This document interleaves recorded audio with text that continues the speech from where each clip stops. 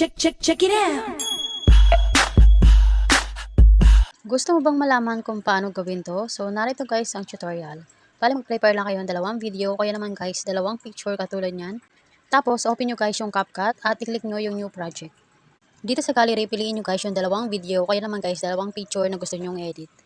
Dito sa baba, i-click nyo guys yung pangalawang picture, yung mismong product. Tapos, hanapin nyo yung overlay na nasa baba at i-click nyo yun.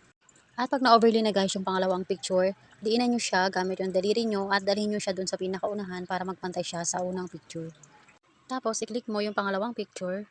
Dito sa baba, piliin mo yung mask. At i-click mo yung horizontal. Tapos, yung yellow na line, ilagay nyo siya guys dun sa taas. Tapos, galawin nyo guys yung bilog na white para mag-blend. At i-click mo guys yung keyframe. Tapos, adjust mo guys yung video na nasa baba at i-adjust mo din yung yellow na line pababa. At paulit-ulit lang guys hanggang sa matapos dun sa video.